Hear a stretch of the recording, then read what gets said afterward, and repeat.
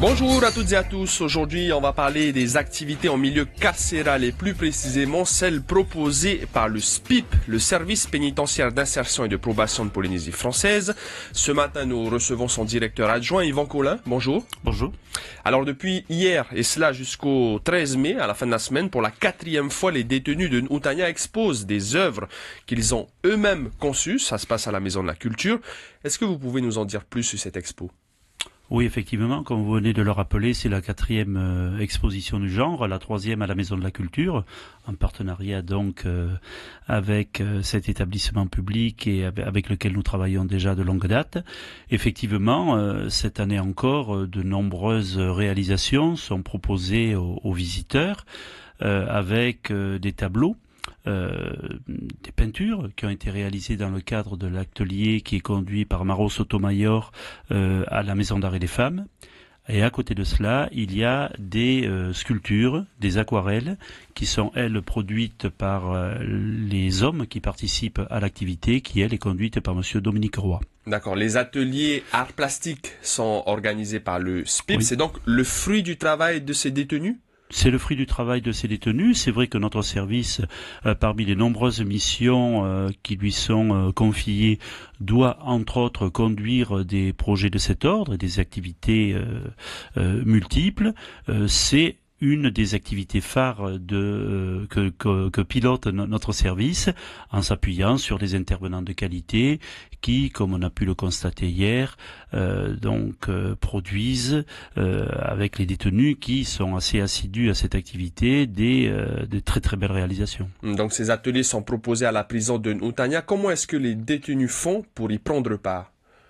Ils envoient tout simplement leur candidature à notre service, au secrétariat de notre service, qui gère ces candidatures. Les agents du service, conseillers pénitentiaires d'insertion, sont informés aussi pour voir s'il est opportun que ces personnes suivent cette activité. Il n'y a pas de barrage de principe, loin de là même, puisque nous encourageons l'ensemble des détenus à participer aux activités que nous proposons. Et en fonction des places disponibles, nous répartissons les personnes dans les groupes qui sont proposés. Cet après-midi, par exemple, l'activité continue.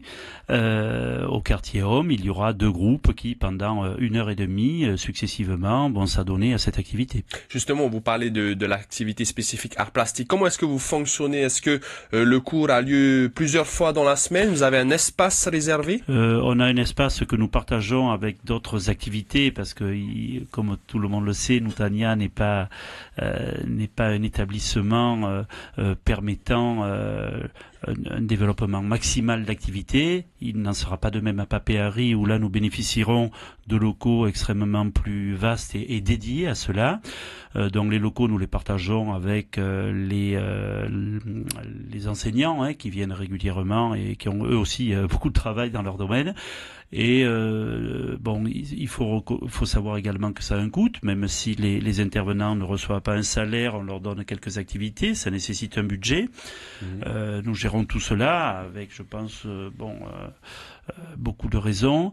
Et l'activité art plastique se déroule 1 fois par semaine, tant chez les hommes que chez les femmes. Est-ce que vous avez détecté des âmes d'artistes parmi les détenus ? Oh, certainement oui, déjà par le passé.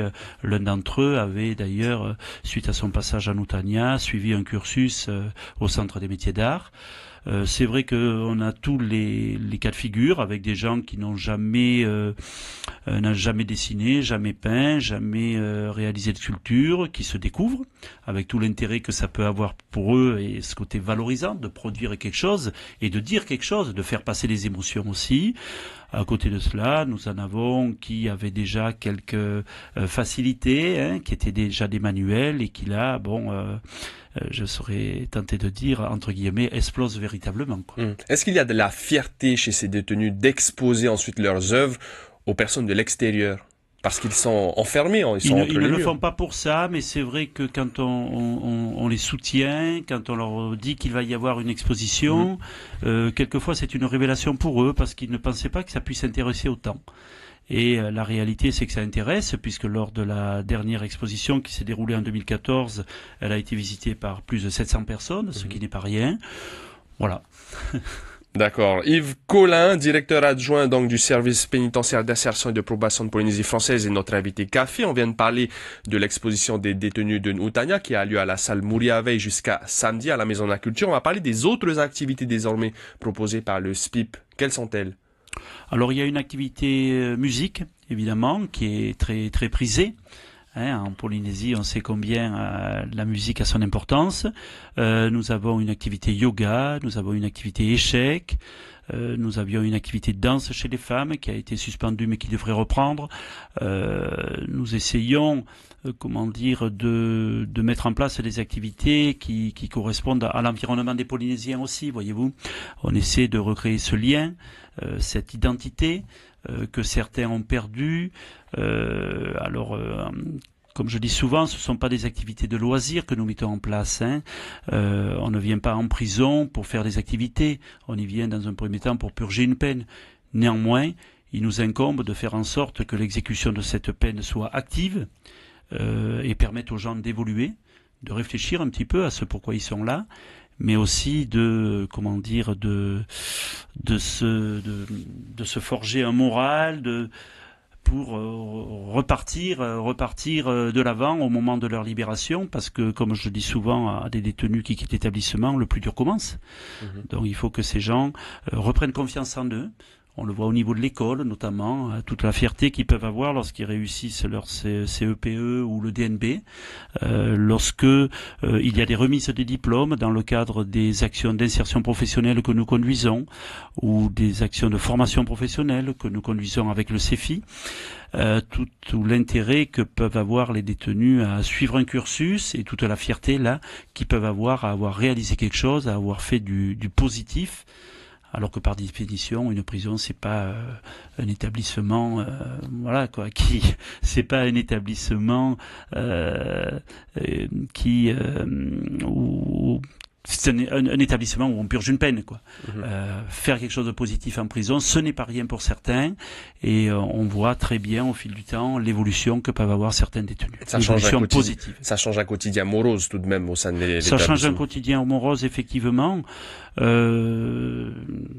bon, on va dans cette voie. Elle est voulue par notre administration et de longue date déjà. Mais on ne prépare pas des détenus à la réinsertion en les laissant sans activité. Le réveil serait brutal à la sortie. Vous avez évoqué plusieurs ateliers, arts plastiques, musique, yoga, échecs. Comment sont financés tout cela? Le SPIP a un budget? Le SPIP a un budget, effectivement. Nous travaillons également en étroite collaboration avec l'association culturelle Punaura, qui nous a encore beaucoup aidé à cette occasion. Pour partie, ils rémunèrent les intervenants. Pour partie, il y a une partie logistique qu'ils assurent, achat de matériel ou autre. Quel est le budget environ? Le budget de l'association Punaura, actuellement, il doit tourner entre 6 et 8 000 euros, je pense. Le président Teva Leon pourrait vous en parler mieux que moi.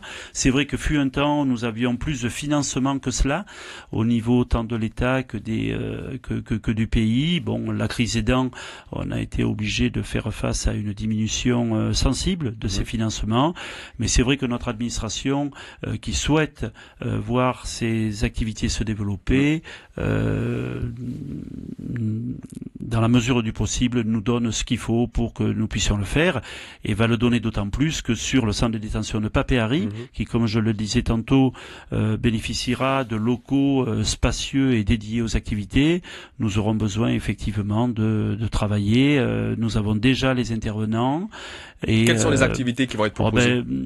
Naturellement, les arts plastiques, le yoga, la musique.